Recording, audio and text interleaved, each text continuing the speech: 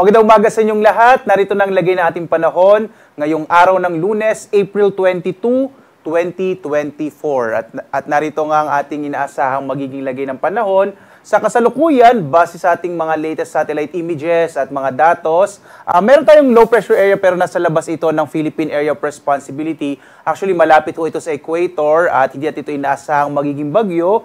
Pero yung mga kaulapan, kasama na yung trough o extension nito, ang siya magdadala ng mas malaking tsansa ng mga pag-ulan, partikular na sa bahagi ng Basilan, Sulu at Tawi-Tawi. Inaasahan naman natin sa mga susunod na oras o within the day, pwede nga malusaw naman na yung itong low pressure area na ito. At samantala, ang ridge o extension ng high pressure area ang siyang nakaka-apekto, partikular na dito sa may silangang bahagi ng Luzon. Kaya makikita ninyo dito sa ating satellite images, halos walang masyadong kaulapan dito sa may bahagi ng Luzon. Isa ko kasi sa indikasyon niya ng high pressure area, hindi masyadong nabubuo yung mga kaulapan. Kaya mainit na panahon pa rin ang mararanasan, partikular na dito sa may Luzon at Kabisayaan. May mga tsansa pa rin ng mga pulupulong pag-ulan, pagkidlat, pagkulog. May mga na-monitor nga tayo ng mga thunderstorms, partikular na dito sa may bahagi ng Samar, Leyte, dito sa may area din ng Caraga. Ito ay mga localized thunderstorms lamang. So within the week, malit yung chance na magkaroon tayo ng bagyo sa loob ng Philippine Area of Responsibility.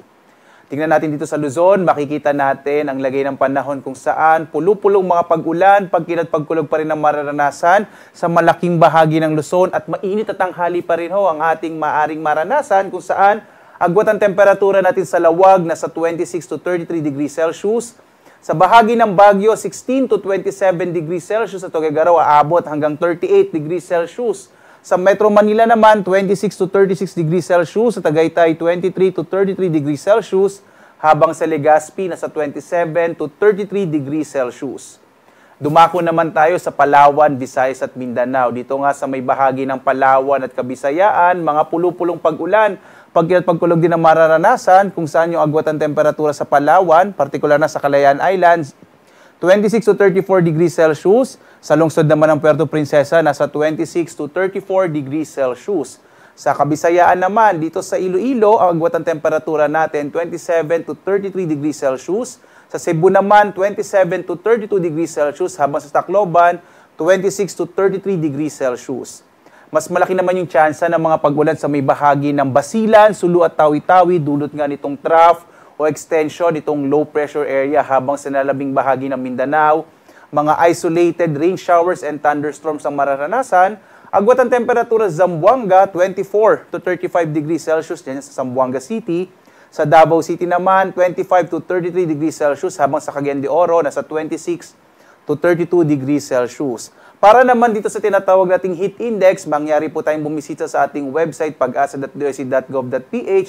Nandun yung kumpletong listahan ng mga lugar kung saan po nandun yung mga values ng heat index o yung mararamdamang init sa araw na ito at susunod na 2 araw.